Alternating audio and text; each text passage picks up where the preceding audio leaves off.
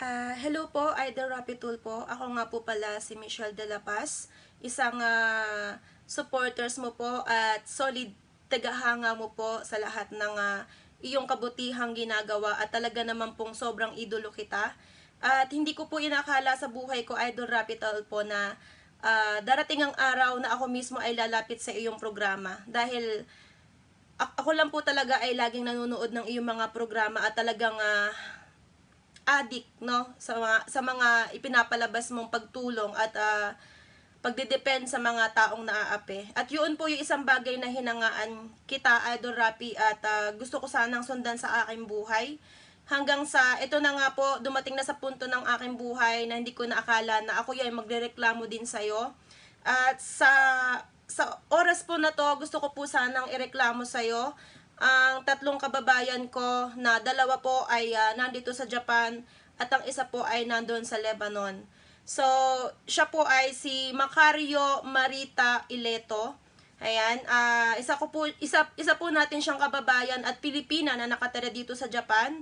So, meron pa po siyang isang kasamahan dito sa Japan at sa Lebanon na ang inirereklamo ko po sa inyong Idol Rapi Tulpo at hihingi po sana ng tulong ngayon ay ang wala po nilang humpay at tigil na pambababoy sa pagkatao ko sa social media gamit po ang platform ng YouTube, na kahit po anong klaseng pag-i-ignore ko sa kanila ay hindi na po makaya ng aking isipan at damdamin dahil naapektuhan na rin po ang aking pamumuhay at ang aking health. So, kahit po, Idol Rapi, gusto ko na lang po sanang ipagpasa Diyos ito, ngunit bilang isang tao po, lahat po tayo ay darating din po pala sa punto na hindi natin makakayanan dahil sobra-sobra na po yung pambababoy at paninira na ginagawa nila sa akin sa social media, na kahit po anong klaseng pakikipag-usap ko po sa kanila na tama na po, na itigil na po nila, i-shutdown na po nila yung video, i-private na po nila at maging okay na lang po sana lahat. Pero hindi po sila makuha sa pakiusapan, Idol Rapi Tulpo. Kaya po ako ay nakikiusap po na sana po mapansin mo ang video na to. Sana po matulungan mo ako kasi I feel helpless na po, Idol Rapi Tulpo, dahil dito po sa Japan, iba po ang batas dito. May mga batas po tayo sa Pilipinas na hindi or wala dito sa Japan, or hindi ganun katindi yung parusa. At naranasan ko na rin po yan sa aking buhay, Idol Rapi Tulpo. Actually po dati nanghingi na rin po ako ng tulong sa inyo noon, pero hindi po yun na-actionan dahil ang irereklamo ko po sana noon ay ibang lahi. So wala pong naging action, kaya sana po, Idol Rapi Tulpo, this time mapagbigyan mo po ng atensyon ang inilalapit ko po sa inyo na to, dahil hindi lang po ito para sa akin, Idol Rapi Tulpo, kung hindi para na rin po sa mga new generation, no? Sa mga bagong kabataan, hindi na po mangyari sa kanila ang nangyayari sa akin ngayon. Hindi na po maranasan ng kahit sino man, no? Ano man po ang estado sa buhay, ano man po ang naging trabaho sa kanilang buhay, wala po kahit sinong deserving na mabastos po at yurak-yurakan ng pagkatao mo sa social media. Lahat po, pati po Idol Rapi Tulpo, mga private na information ko, inilathala na po nila sa social media. So masasabi ko po na wala na akong maitatago sa buhay ko. Tinanggal na po lahat nila ang dignity ko, lahat-lahat po, Idol Rapi Tulpo. So, yun po yung isang dahilan kung bakit sa inyo ko pa po inilapit, imbis na pwede naman ako magdemanda na lang. Kasi po naniniwala po ako na ikaw lang po ang makakatulong sa akin dahil nga po nandito ako sa Japan. At yung dalawa po, no, yung dalawa pong kasamahan nitong inirereklamo ko ay hindi ko po alam ang kanilang totoong pangalan, kung saan sila nakatira, at naniniwala po ako sa pamamagitan mo, pwede po silang matrace at pwede po ako makakuha ng hustisya dito. So, nakataya po dito ang aking dignidad at lahat-lahat po sa aking mga mahal sa buhay. Sana po mapansin mo ko at matulungan mo po ako sa problema kong ito. Maraming salamat po at pakipanood nyo na lang po ang video na to. Dito po ay magpapatunay kung paano po nila wala na po silang tinirang dignidad or kalinisan sa pagkatao ko. Maraming salamat po, Idol Rapi Tulfo, at umaasa po ako na mapapansin mo ang ginawa kong panawagan na to sa tulong ng ating mga netizens.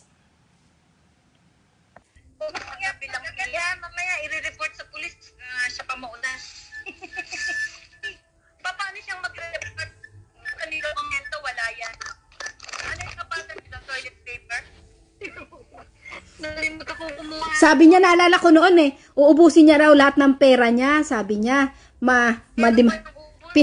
pinagsusori niya ako, magdidemanda daw siya. Maganda daw buhay niya sa Japan, chuchu. Oo, maganda buhay niya. Anong gano'ng kaganda? Lalaki popo siya. Oo, maganda buhay niya. Anong gano'ng kaganda? Lalaki popo siya. Lalaki popo siya. Lalaki popo siya. Lalaki popo siya. Alam mo, kalinis niya, kayaman niya, kaganda niya. Ugali naman niya, talo pa yung informal. Diba? I-upload ko to, sis, ha? Wow, thank you, Day.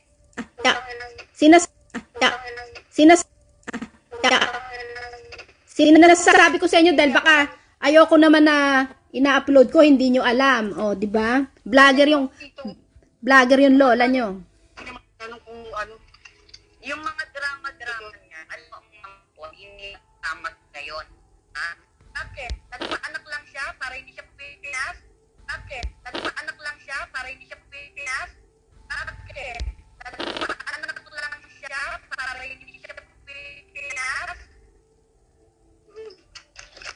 Hindi, sa Pinas niya, pinalaki yung mga anak niya. Kasi marunong mag-Tagalog eh. Tapos nag-work siya dito, tapos sa kanya. Hindi siya nahihiya, hindi siya naawa sa mga anak niya kung anong klaseng babae siya. Kung siya nahihiya, hindi siya naawa sa mga anak niya kung anong klaseng babae siya. Kung siya nahihiya, hindi siya naawa sa mga anak niya kung anong klaseng babae siya. Alam mo nga, sabi ko nga sa'yo, bakit diba? Paano niya gamitin? Yung pet niya, ganun din niya ginagamit yung bibig niya. Paano niya gamitin? Yung pet niya, ganun din niya ginagamit yung bibig niya. Ngayon, itong si Michelle Japina, may nag-comment kasi sa akin dyan sa comment na below the belt daw yung ginawa, na kumbaga nirakan yung mga pagkababae, pare-pareho namang babae, okay? Kasi guys, pag sinabing pokpok, doon tayo sa pokpok na words, hindi lahat ng pokpok ay yung sinasabing parang pandiwa. Kasi ang pandiwa, nahati sa dalawang hita na pinapasukan ng batuta na nilalabasan ng bata. Yun ang pagkakaintindi niya sa pokpok. Okay? Ngayon, merong nag-react na, nag-comment sa akin, which is na, nice naman yung comment niya, na bakit, yung napanood yung video, which is na siguro sinasabi na bakit naman over o below the belt. Kasi yung pinaglalaban niya sa channel niya, eto yung puta-puta na sinasabi niya. 'Di ba? Wala namang sinabi. Kung magkakaharapan, kung gumamit tayo ng mga critical thinking, walang binanggit si Miss I, walang ginamit na pinuta siya. Kasi maraming uri, guys, ng puta na sinasabi. Kahit na nakasuot ka ng puti dyan, at kung yung ugali mo, kasi ang puta meaning niyan yung madumi ka marumi. Marumi kang babae o marumi kang tao. Hindi lang yan ginagamit sa babae. Kung gagamitin natin yung tawang kasi yung mga mentality ng mga makikitid ang utak na akala ko nakasakay na ng eroplano, malawak na ang pag-iisip. 'Di ba? Talagang porke nasa Japan siya, iniisip niya na pag sinabihan ng pokpok, ibig sabihin pandiwa na siya. Pandiwa, ulit, ang pandiwa ay nahahati sa dalawang hita na pinapasukan ng batuta at nilalabasan ng bata. Anong puta-putahin? Wala naman siyang sinasabi dun sa video. Nandito yung copy, may copy kami. Sinabi siyang puta words. Kasi kung maghaharap kayo sa abogado, ineng, gamitin natin ang critical thinking, 'di ba? Wala siyang sinabing gano'n na na puta-puta. Iba yung puta at saka pokpok. Ang sabi niya pokpok. Iba yung puta at saka pokpok. Ang sabi niya pokpok. Okay? Tapos uulit-ulitin niyo ng judge. Okay? Ang pokpok, na iniisip mo ng utak mo ganito. Wala yan sa dictionary, Day. Okay? Wala yan. Kasi ang pokpok yung pumupokpok ka, ganon. Yan yon. Okay? Pag pinapatulan, lalong sumikat. Hayaan mo na siyang sumikat kung ako ang dahilan ng mga kung ako ang dahilan ng kanyang pagsikat, why not? Kung ganitong paraan, di ba? Kung ganitong paraan, siya ay sisikat. Magdidemanda raw. Miss Ay, magharap daw kayo sa Japan. Kasi ang typical na alam niya sa pokpok ay pandiwa. Tandaan niyo to, keyword, pandiwa. Nahati sa dalawang hita, na pinapasukan ng batuta, na nilalabasan ng bata. O, di ba? Hindi ka marunong gumamit nun, te. Ang alam mo lang sa comment section ko ay jablo ka. Diyos ko.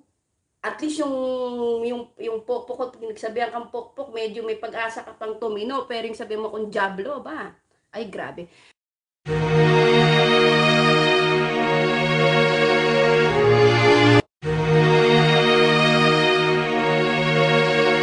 Mongoloid pa rin ba si Japina? Di na gagaling yun. Oo nga, kasi nga may sakit nga yun si Michelle sa sa pag-iisip. Hindi matino ang pag-iisip ni Michelle. Di ba sinabi ko na sa inyo noon, si Michelle, hindi naman sakit na meron kasi si Michelle psychological problem na, delikadong paano niya, naku, aagawin yung mga asawa nyo, itago nyo yung mga asawa nyo dyan. Basang-basa mo talaga si Japina, madam, ganyan din ang tingin ko sa kanya, may problema sa pag-iisip. May problema siya sa pag-iisip. Minsan nga, ang sarap lang talagang asarin. Kaya lang, syempre, nandito tayo sa YouTube Kailangan niyang buwisitin minsan. Yung pag naboboring ka, pagtripan ko si Japina, yung ganon. Sa mga gusto ng mga resibo, papakita ko sa inyo, isi-send ko sa inyo yan. Yung gustong malaman ng katotohanan, isend ko sa inyo yung mga conversation, mga talking nila. Ayan. No? Vlogger po ako. At ito po ang lumapit sa akin. At ito po ang content ko. At channel ko po ito, karapatan ko ito. Dahil wala akong nilabag dito. Sana po malinaw po sa inyong lahat. Kung magko-comment kayo, yung nasa tama lang. Okay? Ngayon, kung may problema kayo, tumawag kayo sa mga abogado nyo. Okay? Tumawag kayo sa barangay, yun ang gawin nyo. So, eto po mga secret. Tsaka alam mo, Michelle Japina. Unang-una, alam kong buong pangalan mo, Michelle de la Paz de la Cruz. Alam ko ang telephone number mo. Gusto ko lang magbigay ng reaction dito, ha? Kay pangalan nito? Michelle Japepe. O yan, Michelle Japina pala. Japina. Not necessarily pokpok kasi maraming dumaan sa yung mga gabraso, yung mga ganitong gabraso. Hindi lang ibig sabihin niya. Pag sinabi ka, kahit lalaki, pwedeng sabihan ng pokpok. Diba? Hindi ibig sabihin nun. Galit siya, nanggahamon siya, makilala sa Japan. Marami akong kilala sa Japan. Nagtatrabaho sa Japan, mga Pilipino, mag-asawa, may pamilya, may anak. Hindi naman dumaan sa mga entertainer. Kahit ano pang gawin mo, kahit hindi ka pa bumubuka ka dyan sa Japan, kung nagtatrabaho kung maharap ka pa rin sa mga kaalak-alak, ine-entertain mo pa rin ang mga lalaki. Bakit? Para mag-enjoy. O, di ba? Ayokong personalin yung ganun. Kasi personal yan, Diyos ko, nakakadiri. Nakakadiri. Ito pa, galit na galit siya na pagsabihan siyang pokpok. Ito pa, galit na galit siya na pagsabihan siyang pokpok.